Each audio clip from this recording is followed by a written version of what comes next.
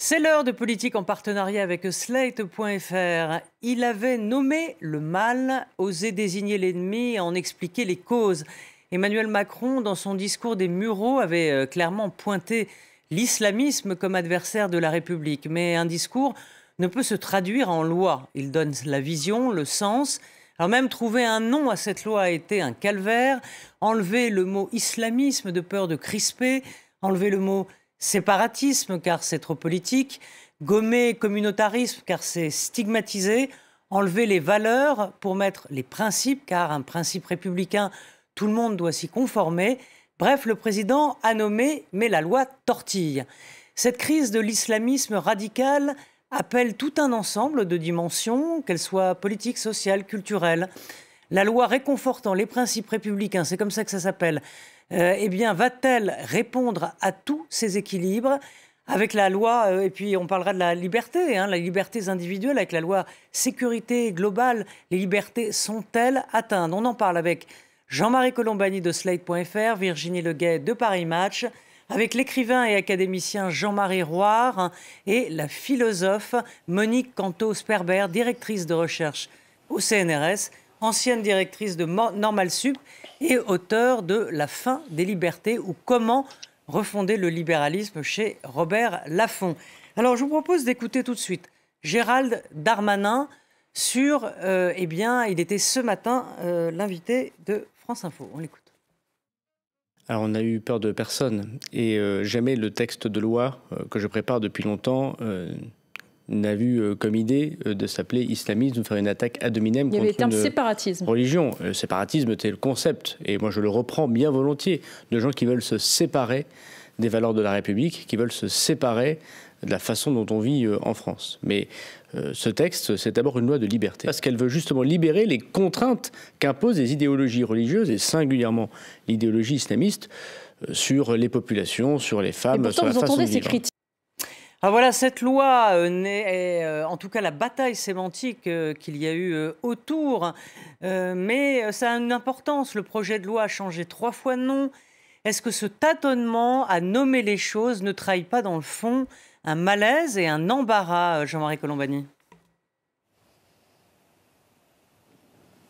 Ça traduit surtout la difficulté d'élaborer le texte lui-même, parce que d'abord c'est un texte, quand il verra le jour, qui sera important pour la société française et pour l'avenir de l'ensemble de nos concitoyens. Et puis c'est aussi un défi politique extrêmement important, parce que c'est le dernier grand texte du quinquennat d'Emmanuel Macron. Donc voilà, le problème du président, c'est d'essayer de maintenir une sorte d'équilibre. Il y a 2 aspects dans le texte. Il y a d'abord un aspect lutte contre l'islamisme radical. Le ministre de l'Intérieur vient d'en parler, avec toute une série de mesures nouvelles qui permettent d'armer davantage les pouvoirs publics contre cet islamisme radical, avec évidemment l'inconvénient de savoir si on ne va pas trop loin et si on n'en arrive pas à, au fond, montrer du doigt une partie de la communauté nationale, les Français qui sont de confession musulmane. L'autre aspect précisément de ce texte, c'est l'organisation d'un islam de France. Donc avec les problèmes que pose le financement, la formation des imams, la désignation même des imams, etc.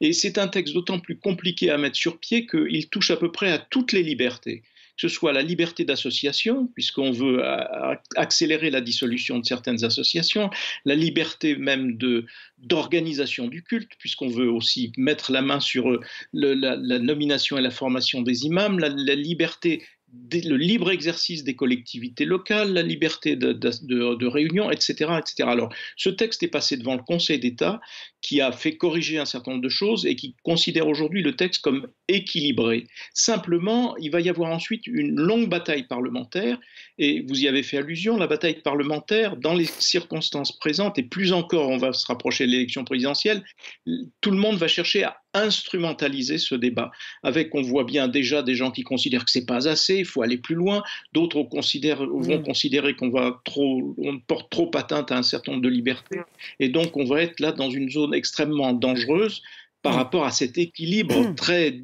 délicat et très difficilement trouvé jusqu'à présent. Donc, des enjeux multiples et divers et variés et une haute dangerosité. Et puis un texte qui ne satisfait pas la droite et la gauche, l'extrême droite, en tout cas, ça ne va pas assez loin pour Marine Le Pen. Et pour la gauche, dans le fond, il manque un volet cohésion sociale, bien que le gouvernement s'en défende. Je vous propose d'écouter Jean-Marie Le Pen et Virginie, vous réagirez après. Marine Le Pen, pardon. Marine Le Pen, donc on l'écoute. L'islamisme en lui-même, d'ailleurs, hein, puisque ça a disparu du texte. Donc on n'a plus de référence à l'islamisme, plus de référence à la laïcité. Il n'y a rien sur tout l'aspect l'islamisme au travail, c'est-à-dire tout ce qui pourrait donner aux chefs d'entreprise la possibilité de lutter contre les revendications communautaristes et islamistes, il n'y a rien. Virginie, le projet de loi est passé, donc, comme le disait Jean-Marie, au tamis du Conseil d'État. Y a-t-il un décalage entre le contenu du projet et les volontés présidentielles ? Alors, oui, ce texte a franchi une première étape très importante que le gouvernement, l'exécutif redoutaient d'ailleurs. Et le Conseil d'État, à part 4 articles qu'il a réécrits, a accepté ce texte, l'a validé, et cette première étape permettra à ce texte d'arriver au Parlement en février. Toutefois, le Conseil d'État s'est montré prudent et a fait un certain nombre de remarques que je voudrais souligner ici. Il a notamment dit, dans ses attendus, que ce texte modifiait l'équilibre opéré en 1905 par le législateur entre le principe de la liberté de constitution de ces associations et leur nécessaire encadrement. Et il a fait un certain nombre d'autres remarques, et dont une qui, moi, m'a particulièrement interpellée, que je voudrais soumettre à votre réflexion. Il s'est interrogé sur la capacité de ce texte à atteindre ses buts au regard des comportements de certains courants religieux, qui ne sont donc pas nommés, qui tendent à échapper au cadre institutionnel destiné à les organiser. Autrement dit, voilà le sens de mon intervention. Ce texte, finalement, organise un contrôle accru de l'exercice de la religion, mais est-ce que ce contrôle accru servira précisément à faire ce qu'il recherche, c'est-à-dire à contrôler ceux qui s'éloignent du cadre démocratique dans l'exercice de ces religions? Voilà mon interrogation. D'accord, là on va tenter d'y répondre, mais avant tout je fais un tour de table, si je puis dire, enfin un tour de Skype. Jean-Marie Roire, j'ai oublié de citer votre livre à sortir bientôt dans quelques semaines. Ils voyagèrent vers des pays perdus aux éditions Albin Michel. Jean-Marie Roire, dans votre tribune dans le Figaro hier, vous écrivez « Aucune société, si avancée soit-elle, ne peut se passer du sacré. Or, le déclin du christianisme dans la société française laisse un vide spirituel que l'islam vient remplir. » Alors, moi, ça m'interpelle aussi ce que vous dites. Donc, premièrement, on a le sentiment que vous ne croyez pas à la laïcité. Et deuxièmement, pensez-vous que si les catholiques étaient plus fervents, plus pratiquants, l'islam radical serait amoindri ? Alors, je voudrais vous dire que vous dites que je ne crois pas à la laïcité. Bien sûr, je crois à la laïcité, mais il faut savoir... Oui, la réponse, c'est que la laïcité est à l'intérieur même du christianisme, puisque Jésus a dit « rendez à César ce qui est à César ». Donc, si nous avons pu avoir une société dans laquelle il y a toujours eu une forme de séparation entre le religieux et le politique. En ce qui concerne la loi de 1905, la nouvelle loi qui la modifie, moi je crois que cette nouvelle loi, vous savez, il y a beaucoup de lois en France et elles ne sont finalement pas appliquées. Moi je crois qu'il y a une volonté politique de montrer que l'islamisme radical, et il faut lutter contre lui, c'est politique. Et c'est vrai que c'est un danger avec lequel, est-ce qu'il n'y avait pas les armes suffisantes pour lutter? Voilà. Je trouve très dangereux d'ouvrir un débat sur la laïcité et sur le religieux en ce moment, puisque ça risque d'être une sorte de poire d'angoisse et de créer plus de problèmes que ça n'en résoudra. Ma tribune dépassait un peu cet élément politique. J'essayais de montrer, c'est un problème de civilisation. La civilisation européenne, notamment la civilisation française, a été constituée, qu'on le veuille ou non, et il fallait le mettre dans la Constitution européenne, par le judéo-christianisme. Bon. Et on a essayé à tout prix, puisque sous l'influence des Lumières et puis sous l'influence de la loi de 1905, de séparer les deux.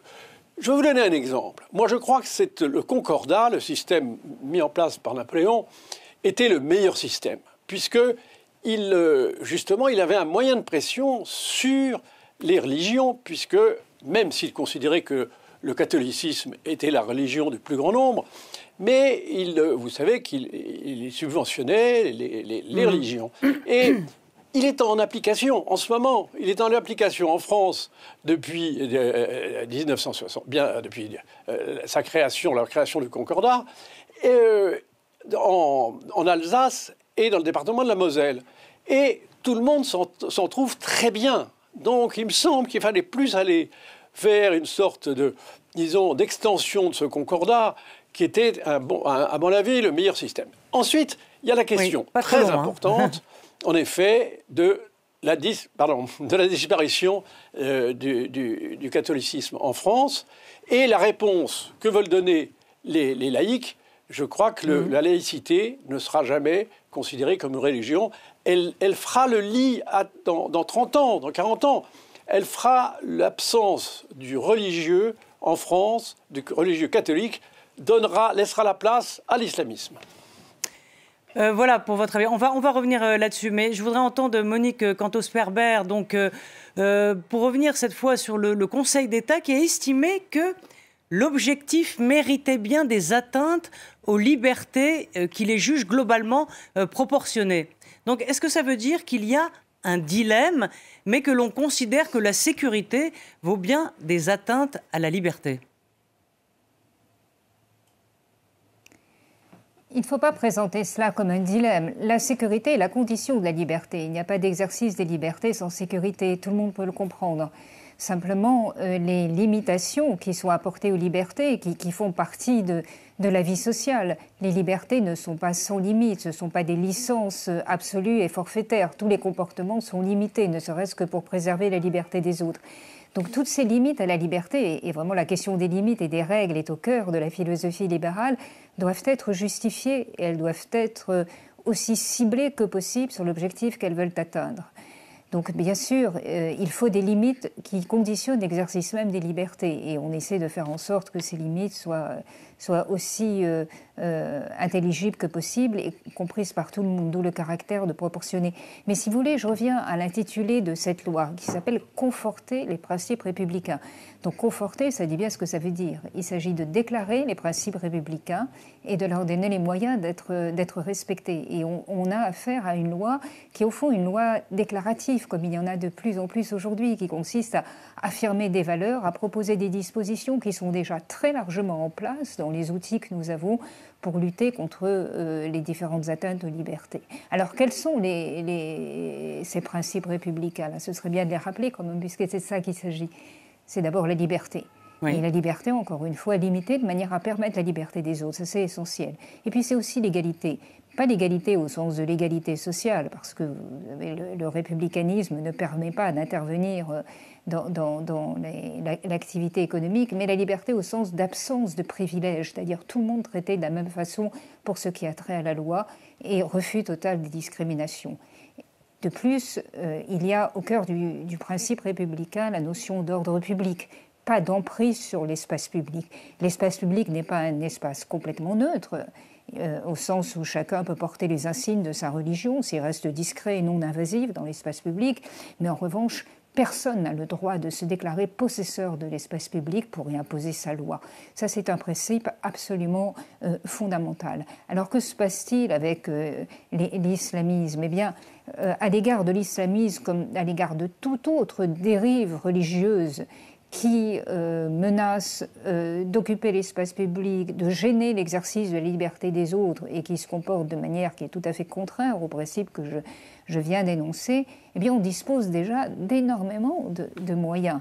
Il faudrait simplement que c'est des moyens juridiques essentiellement. Il faudrait que ces moyens soient appliqués avec rigueur et avec suivi, avec un véritable suivi. C'est ce qui manque le plus aujourd'hui. Alors, évidemment, n'oubliez pas que la loi de 1905, la dite loi de laïcité, était une loi proprement républicaine parce que c'était une loi de liberté et d'absence de discrimination. Aristide Briand, qui a été le rapporteur de cette loi, disait dans une formule qu'il ne faut jamais oublier, la liberté, par exemple, pour ce qui a trait aux signes religieux que l'on exhibe dans la rue, tout le monde peut se promener en soutane dans la rue, même un prêtre. Et cette boutade indique très clairement ce dont il s'agit. Il s'agit de ne pas troubler l'espace public et la paix des autres. Maintenant, la manière dont les gens s'habillent, ce qu'ils mangent chez eux, ce qu'ils disent en famille, ça ne regarde qu'eux. On est là dans l'ordre précisément des valeurs. Et j'apprécie beaucoup le fait que le terme « principe », c'est-à-dire des principes qui s'appliquent à tous et qui sont reconnus comme légitimes par tous, ait été substitué au terme de valeurs, parce que les valeurs sont propres à chacun. Il y a des valeurs communes. On n'a pas tous les mêmes valeurs, on va dire. À chaque individu. On n'a pas tous les mêmes valeurs, mais si vous voulez, certains sont croyants, d'autres ne le sont pas, certains envisagent leurs actions par rapport à la possibilité d'une rédemption future, d'autres non. Ça, ce sont des différences de valeurs très importantes. Mais l'essentiel, c'est que tous se comportent les uns vis-à-vis des autres, et par rapport aux institutions, et par rapport à l'espace public, de manière à ne pas porter atteinte d'aucune façon à ce qu'est le pacte républicain. Et sur cela, les processus de détection, les processus de poursuite et les processus de sanction doivent être absolument implacables. Ça va de pair à la très grande liberté qui sera laissée aux individus. Jean-Marie Colombani, j'aimerais éventuellement que vous peut-être répondiez à ce qui a été dit précédemment.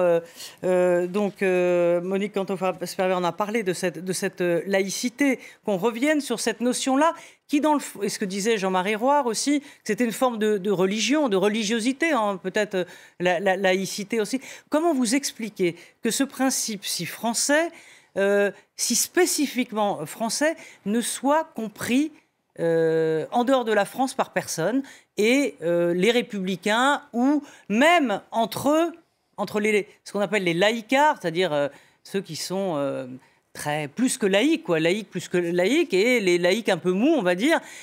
Si un principe est mal compris, est-ce que ça veut dire qu'il est juste en quelque sorte ? Est-ce que ça remet en cause notre modèle, on va dire ? À cette question, mais je suis d'accord avec. D'abord, je suis d'accord avec Monique Canto-Sperber lorsqu'elle évoque le changement de terme et le ralliement au principe républicain. Parce que le choix de la défense des valeurs, c'est un mauvais mot, parce que les valeurs, en effet, on peut être libertin et religieux, tout en étant l'essentiel, c'est qu'on soit républicain. Et donc la référence au principe de la République est essentielle. Sur la laïcité, vous voyez bien qu'aujourd'hui, l'islamisme radical avance. La réaction des pouvoirs publics est très directement liée, évidemment, aux derniers attentats, même si le texte était dans la tête, j'allais dire, du président de la République depuis plus longtemps. Mais c'est une idéologie qu'il faut combattre. Et donc, je pense que le gouvernement cherche à se donner davantage de moyens pour combattre cette idéologie, même si vous avez noté que aussi bien Jean-Marie Roire que Monique Canto-Sperber notent que les moyens de cette lutte existent déjà. Simplement, on est face au phénomène habituel dans les circonstances et l'époque que nous vivons. À chaque problème, le gouvernement, ou tout gouvernement, considère qu'il doit répondre par une loi supplémentaire, des textes supplémentaires qui vont rajouter à ce qui existe déjà. Mais il y a donc des islamisme radical, et de l'autre côté, il y a, j'allais dire, ceux qui veulent ériger la laïcité en idéologie de combat. Alors, Caroline Forest dit en bouclier. On comprend bien que ça puisse être un bouclier, mais en idéologie de combat. Donc vous avez sous nos yeux le regain ou le renouveau d'une formidable bataille idéologique autour notamment de ce terme de laïcité. Et on en vient à oublier que la loi de séparation de l'État est une loi qui, au fond, est là pour garantir la liberté d'exercice des cultes et de la liberté de conscience, pas seulement limiter ou contenir une religion plutôt qu'une autre. Et j'en profite pour dire à Jean-Marie Roire que j'ai bien reconnu dans son propos le biographe de Napoléon, parce que le concordat, on pourrait se dire d'ailleurs que le concordat en Alsace-Moselle devrait aujourd'hui être appliqué aux musulmans. Il ne l'est pas encore peut-être, alors même que les musulmans l'islam est devenu la deuxième religion en France. Jean-Marie, vous pouvez répondre, Jean-Marie Roire, et après on passe à Virginie Leguet qu'on a laissé un peu tomber. Assez court, Jean-Marie, s'il vous plaît. Oui. Je ne vais pas m'en sortir avec deux Jean-Marie. Oui, moi. Je voudrais dire que il y a une sorte de schizophrénie républicaine.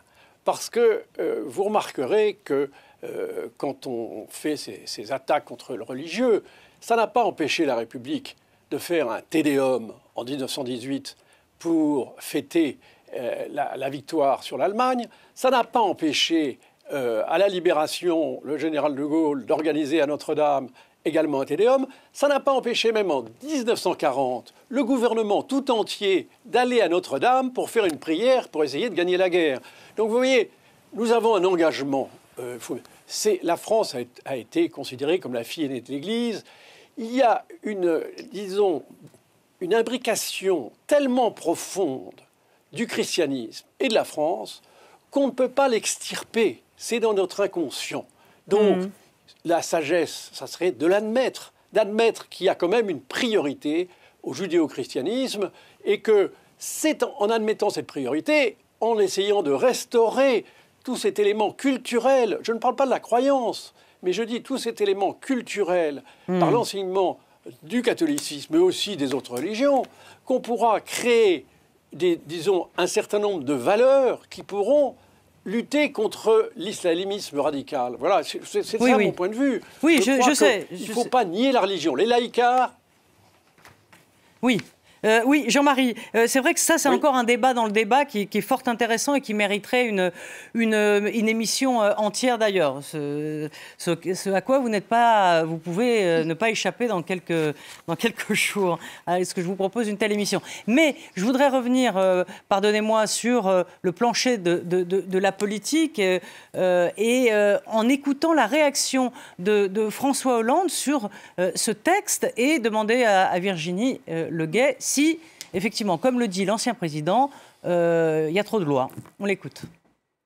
S'il fallait légiférer, peut-être y avait-il, notamment après ce que l'on avait relevé suite à la mort de Samuel Paty, la haine en ligne, une façon de faire pression, d'utiliser un certain nombre d'instruments technologiques pour conduire des éléments radicalisés à commettre des actes barbares. Oui, là-dessus, je pense qu'il y avait matière sur la haine en ligne. Sur le reste, il peut y avoir des compléments, la discussion parlementaire le dira, mais appliquons déjà les lois existantes. Virginie Leguet, donc c'est vrai qu'on empile les lois, c'est ce que disait Jean-Marie Roire, Jean-Marie Colombani également, c'est ce que dit aussi François Hollande. Est-ce qu'on n'utilise pas celles qui existent déjà? En revanche, ce qu'il faut noter quand même, c'est qu'il y a un nouveau délit qui est créé, c'est la haine en ligne, et ça, c'était attendu, ça ouvre quand même un nouveau champ pénal, Virginie? Oui, oui, sans doute, bien sûr, et absolument. Mais quand j'entendais vos interventions à tous, que j'ai écoutées très attentivement, puis celle de François Hollande, dans le fond, revient éternellement la même question. Il y a déjà des lois qui ne sont pas appliquées. Cette loi est-elle utile? Je crois que implicitement, les uns ou les autres ont répondu avec une prudence qui dit bien que peut-être on aurait pu s'en passer, mais enfin bon, puisqu'elle est là et qu'elle va être débattue au Parlement, on verra ce qu'il va en sortir une fois qu'elle sera passée par les deux chambres. Mais surtout, la question que je me pose, moi, c'est que est-ce que cette loi, dont déjà je doute qu'elle soit réellement utile, mais vous en direz ce que vous avez à en dire, est-ce que cette loi servira au but qu'elle tient finalement de façon non dite à tendre, c'est-à-dire à contrôler les dérives islamistes? Est-ce que justement les dérives islamistes ne se passent pas en dehors du cadre démocratique? Et est-ce que cette loi, c'est comme un pêcheur qui a un grand filet, mais ce filet laissera passer ceux qui doivent conduire, provoquer ou organiser des dérives? Et ça, c'est vraiment une question de fond à laquelle je n'ai pas vraiment de réponse encore à l'heure d'aujourd'hui. Ben oui, c'est la question à 1000 points. Est-ce que les objectifs vont être atteints? Monique Cantos-Perbert, est-ce que vous trouvez aussi qu'il y a un empilement de lois qui, dans le fond, servent aussi parfois à entrer dans des champs de manque de liberté, on va dire, petit à petit, ou bien, par exemple, ce nouveau champ pénal est-il nécessaire aujourd'hui ? Alors, je vous répondrai sur 2 points. D'abord, de manière plus générale, j'ai été très frappée par l'intitulé de la loi qui a été soumise au Parlement il y a 3 semaines, loi de sécurité globale, alors qu'au départ, il s'agissait de mettre en cohérence les différentes forces de l'ordre, c'est-à-dire la police, la gendarmerie, la police municipale et la sécurité privée. Donc ce terme de sécurité globale est très significatif parce que tout à l'heure vous me posiez la question de savoir si l'exigence de sécurité peut être contradictoire avec la volonté de liberté. Non, si les mesures de sécurité sont des mesures parfaitement ciblées, qui ont démontré leur efficacité, qui sont donc limitées et, dans la mesure où c'est possible, mises en œuvre de manière temporaire. Donc tout libéral et défenseur des libertés frémit quand il entend parler de sécurité globale, parce que précisément, on n'a plus affaire à un ensemble de mesures parfaitement ciblées et donc tellement liées à leur objectif qu'elles sont proportionnées, mais à des conduites forfaitaires, préventives, à des mesures parapluies en quelque sorte, qui servent beaucoup plus à gérer l'incertitude sur tous les risques et menaces qui pourraient se poser, qu'elles ne servent véritablement à lutter contre des mises en danger concrètes. Ça, c'est le premier point. Le deuxième point, c'est la question de la haine en ligne. C'est une question dont on a déjà beaucoup parlé. La provocation à la haine, et surtout lorsqu'elle désigne en quelque sorte sa victime, sa cible, et elle ne vise à rien d'autre qu'à, au fond, organiser une meute avec des intentions meurtrières, soit de manière fantasmatique, soit de manière concrète. On l'a vu dans ces circonstances tragiques à la fin du mois d'octobre. Eh bien, la provocation à la haine est déjà sanctionnée par la loi, depuis la loi Pleven, début des années 70. Donc l'incrimination n'est pas nouvelle. Évidemment, ce qui change complètement, c'est le fait que ça s'applique aux réseaux sociaux et à l'Internet. Et là, il y a des problèmes dont malheureusement, enfin à ma connaissance, après ce que j'ai lu, la loi ne traite pas vraiment. Et ce sont les problèmes qui jusqu'à présent ont bloqué toute espèce de mesure législative de ce type. Donc on a affaire d'une part à une répétition de ce qui existe déjà, puisque le délit est parfaitement caractérisé. On a déjà donc 30 ans de jurisprudence à son propos. Mais par ailleurs, les moyens de rendre cette incrimination efficace lorsqu'il s'agit des réseaux et de l'Internet n'est pas précisé. Mais pourquoi ? Parce que, si vous voulez, la loi punit déjà l'appel au meurtre, l'injure raciste, même sur le web. Mais le problème, c'est qu'elle punit l'initiateur, elle ne publie pas ceux qui relaient le message. Et dans la provocation à la haine, et lorsqu'il vise de manière meurtrière une personne, en la désignant comme cible, en donnant toutes les données qui permettent de l'identifier, qu'est-ce qu'on fait des multiples relayeurs ? Vous pensez bien qu'ils sont des dizaines, des centaines de milliers à relayer un message. L'idée d'abord de les identifier, ensuite de les sanctionner, est largement utopique. Et ensuite, la question est qui organise la répression, qui organise la détection, qui organise la répression ? Est-ce qu'on demande aux plateformes de le faire de manière préventive ? Est-ce qu'on demande aux Internets, dans une sorte d'extraordinaire appel à la mobilisation, de signaler ? Est-ce qu'on met en place des plateformes de signalement, comme l'était la plateforme Pharos ? Mais à ce moment-là, il faut les doter de tels moyens pour réagir même au signal le plus insignifiant. Il faut judiciariser, c'est ce qui s'est passé. Oui, c'est ce qui s'est passé justement dans Donc, si vous voulez, et le problème... J'insiste sur ce problème parce que si on le confie aux plateformes, les plateformes ne veulent pas d'ennui, elles veulent faire du profit, elles veulent un business, elles ne veulent pas du tout se retrouver dans le collimateur de la justice et être obligées à une interruption d'activité ou être frappées par une amende colossale et perdre toute leur crédibilité. Donc très naturellement, comme tout acteur privé qui est dans ce type de logique, elles vont se prémunir autant que c'est possible. C'est-à-dire qu'elles vont mettre en place des algorithmes avec des mots caractéristiques et dès qu'un message emploiera l'un de ces mots, il sera censuré. Donc vous imaginez les dérives que cela peut créer en termes d'atteinte directe à la liberté d'expression. Donc il y a là un problème massif à résoudre qui est déjà abondamment discuté au sein de la Commission européenne, qui doit passer le Digital Service Act, comme vous le savez, qui a été tout à fait étudié par énormément de groupes, d'associations de défense de la liberté d'expression et actives également contre la haine en ligne. Eh bien, cette moisson de réflexion n'est pas véritablement reprise par la loi. D'ailleurs, le problème n'est même pas désigné. Donc, c'est une loi, malheureusement, qui très vite va se heurter à des obstacles d'application. Oui. Jean-Marie Roire, je voudrais vous demander ce nouveau délit là, qui a été créé après la mort de Samuel Paty. Est-ce que vous diriez que déjà l'émotion qu'a suscité sa mort s'éloigne, retombe, et que dans le fond, les polémiques ressurgissent, notamment sur le procès en islamophobie? Est-ce que, une fois l'émotion partie, eh bien, on recommence comme avant? Et dans le fond, jamais rien n'est jamais... Je crois qu'il est... Pardon. Il est très dangereux de faire des lois sous l'émotion et des lois de circonstances. Moi, je crois que c'est ce qu'il ne faut pas faire, et pourtant ce qu'on ne cesse de faire.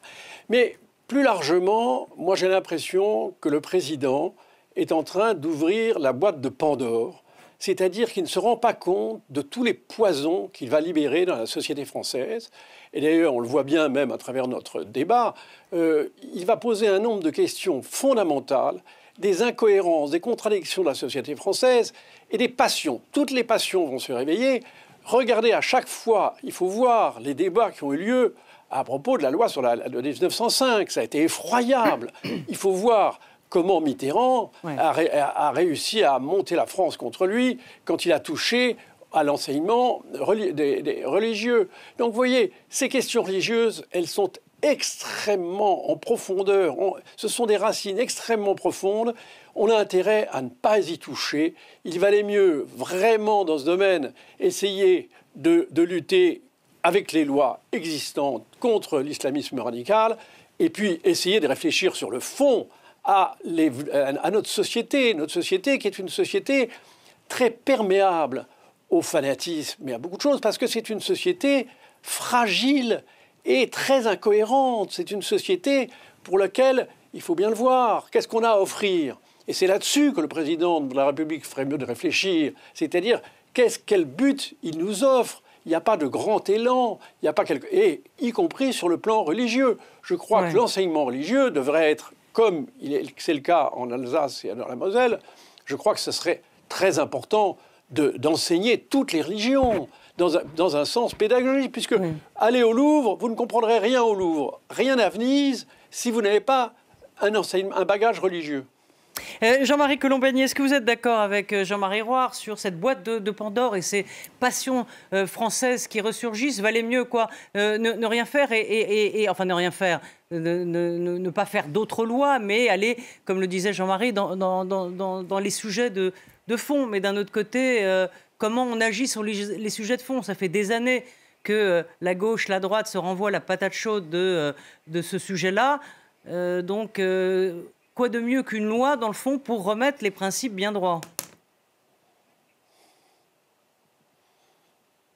Oui, elle peut être utile dans ce sens. Et puis surtout, c'est une réponse face à l'opinion qui peut être impatiente de voir l'islamisme radical en effet reculer. Et il est urgent de le faire reculer en même temps. Je suis très sensible à ce que disent aussi bien Jean-Marie Roire que Monique Cantos-Perber sur ce thème parce que, d'abord, depuis Emmanuel Macron n'est pas arrivé en terrain vierge. Je veux dire, par exemple, avant Darmanin, il y a eu d'autres ministres de l'Intérieur, je pense à Bernard Cazeneuve, qui ont agi contre l'islamisme radical. Ils n'ont pas attendu. Ils étaient sous le choc des attentats et ainsi de suite. Donc l'État n'a pas été inerte. Mais peut-être y avait-il d'ailleurs des vides juridiques à combler. D'ailleurs, moi, je rajouterais ma pierre à la complexité évoquée par Monique Cantos-Perber. Je voudrais que Virginie nous parle aussi, parce qu'on a bientôt fini.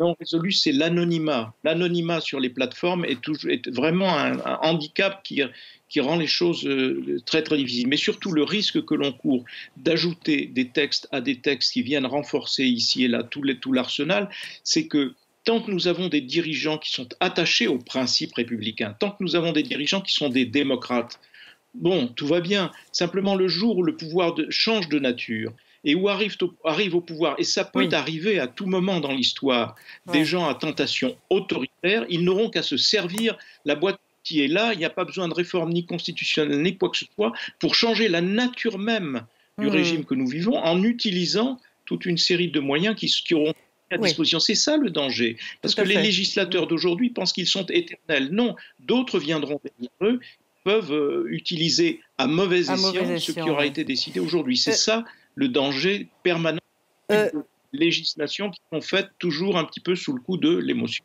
Virginie Leguet, dernière question.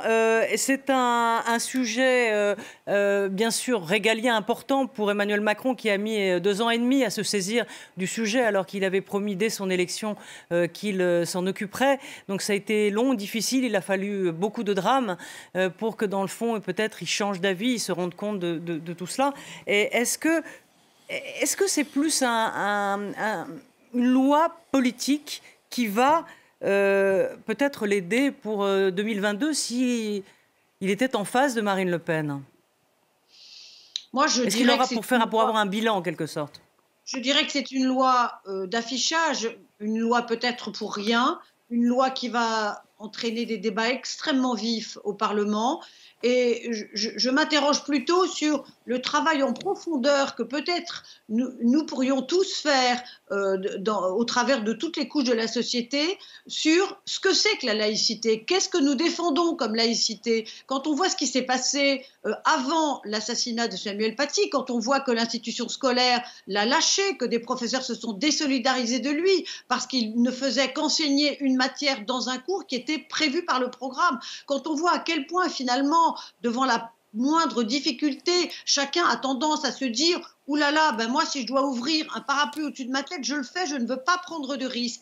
Quand on voit cet état d'esprit, je me demande si ce n'est pas cela qu'il aurait fallu changer, ou tout du moins travailler à changer en tout premier lieu, plutôt que de proposer une nouvelle loi et un nouveau texte qui, à mon avis, ne va pas changer grand-chose à l'état d'esprit dans lequel notre pays vit en ce moment et qui peut provoquer beaucoup de dérapages et de sorties de route. Oui, et il faut qu'il ait des résultats aussi.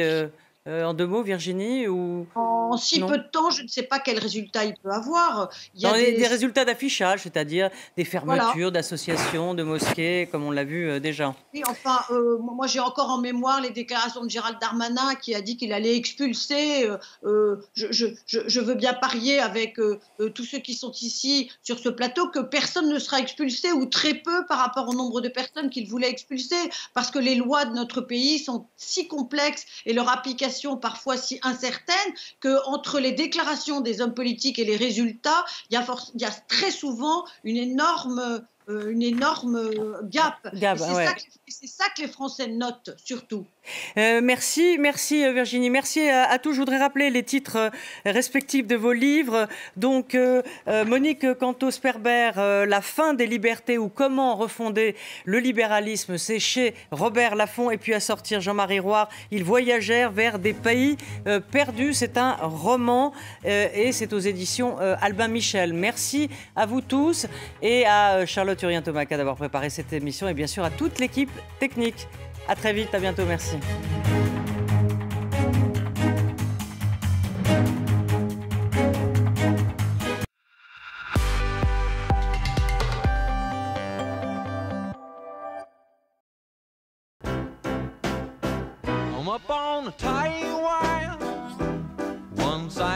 Quand on passe du temps chez soi, c'est important de bien maîtriser sa consommation. Avec Mes Échos et Moi d'EDF, vous pouvez faire jusqu'à 12% d'économie d'énergie.